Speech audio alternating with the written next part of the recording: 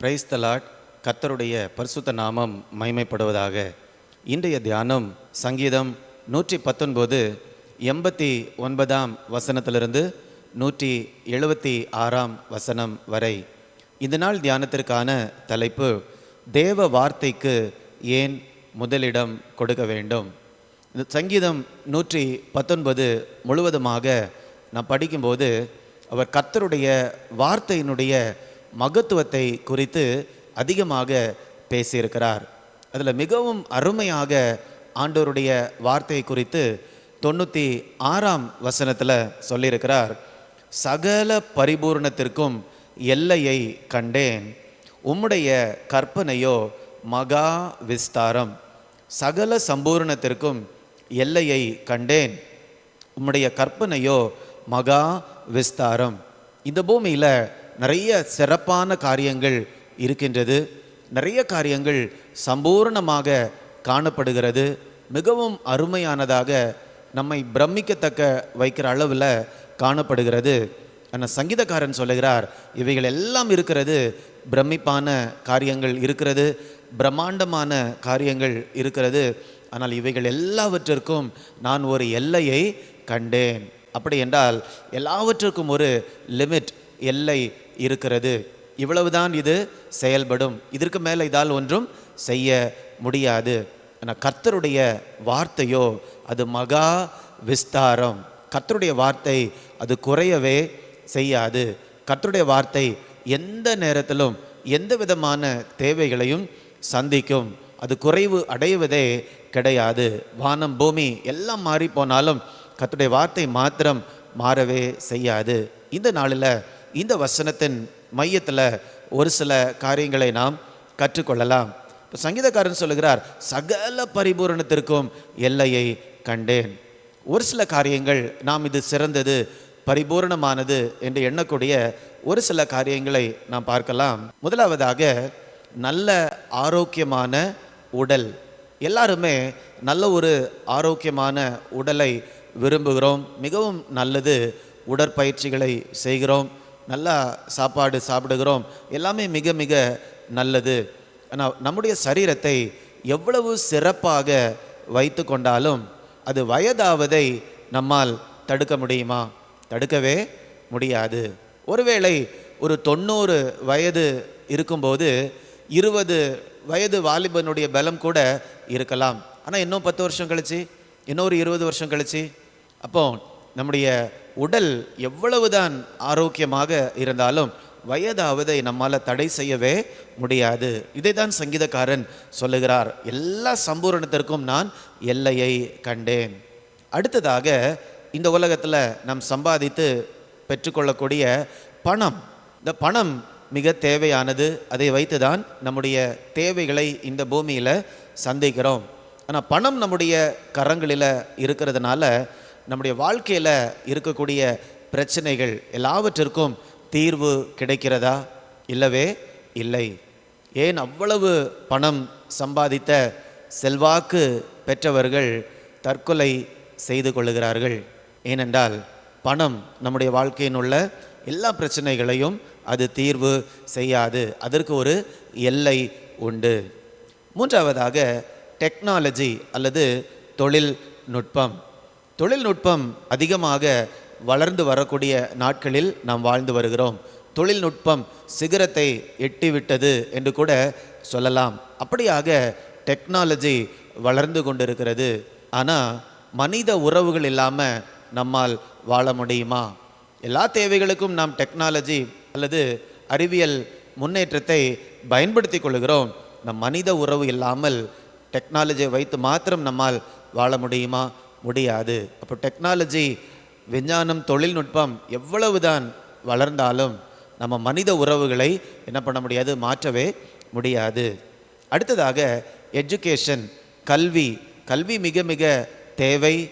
கல்வி நாம் கற்றுக்கொள்ள வேண்டும்.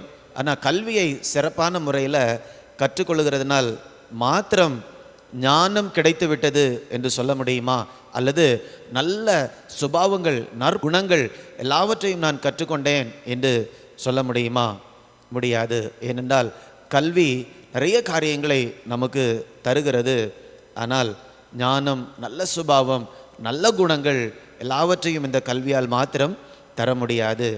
அடுத்தபடியாக சாதனைகள். நாம் எல்லாருமே நல்ல சாதனை செய்ய வேண்டும் என்று விருப்பப்படுகிறோம். பெற்றோர் என்னுடைய பிள்ளைகள் நல்ல சாதனையாளர்களாக வர வேண்டும் என்று விருப்பப்படுகிறார்கள். ஆனால் நாம் நம்முடைய வாழ்க்கையில் பெற்றுக்கொள்ளக்கூடிய சாதனைகள் ஒருவேளை அந்த நேரத்தில் நமக்கு ஒரு சந்தோஷத்தை கொடுக்கிறது. ஆனால் நெடுநாட்களாய் அந்த சந்தோஷம் நிலைத்திருக்குமா? நம்ம பெற்ற சாதனை காட்டிலும் அதிகமான சாதனைகளை மற்றவர்கள் பெற்றுக்கொள்ளும் போது அன்னைக்கு இருந்த சந்தோஷம் இன்றைக்கு நமக்கு இருக்குமா? அப்போ இவைகள் எல்லாவற்றிலும் நாம் பார்க்கும்போது அதில் ஒரு எல்லை இருக்கிறது. இது மாத்திரம் போதாது, அதுவும் வேண்டும்.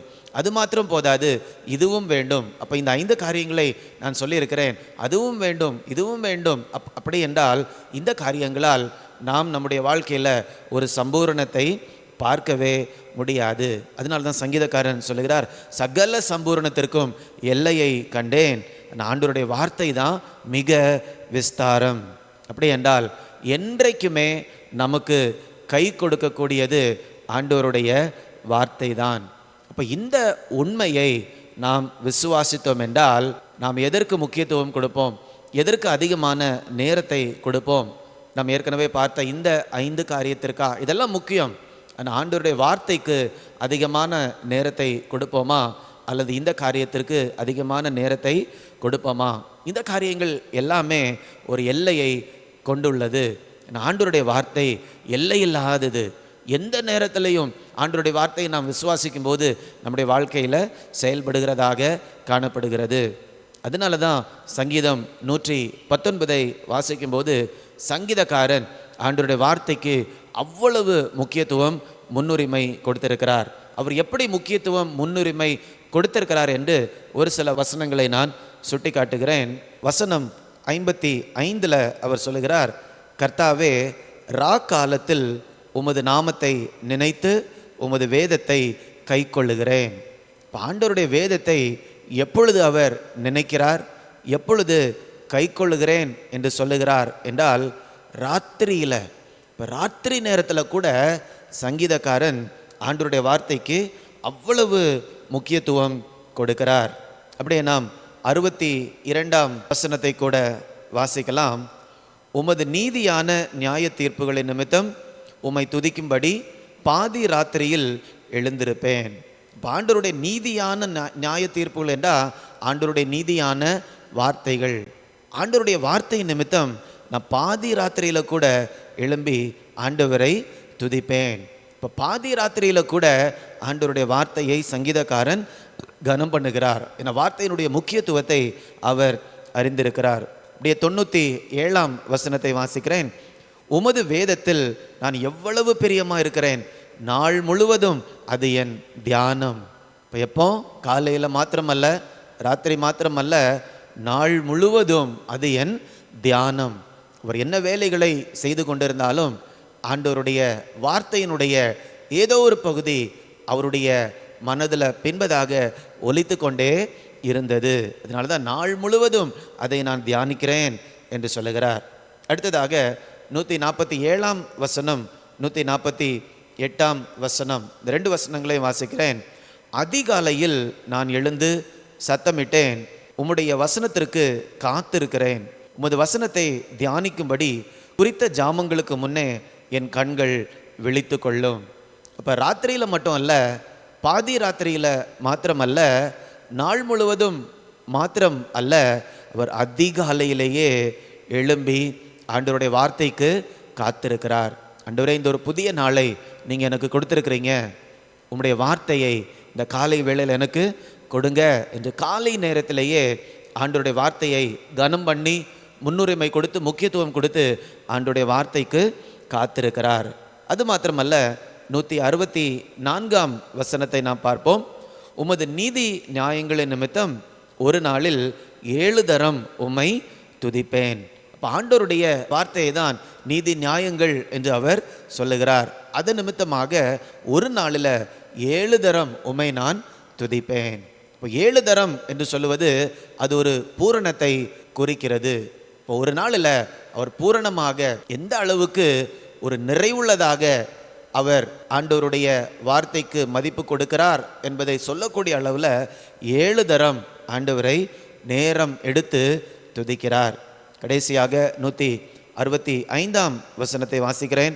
உடைய வேதத்தை நேசிக்கிறவர்களுக்கு மிகுந்த சமாதானம் உண்டு, அவர்களுக்கு இடறல் இல்லை.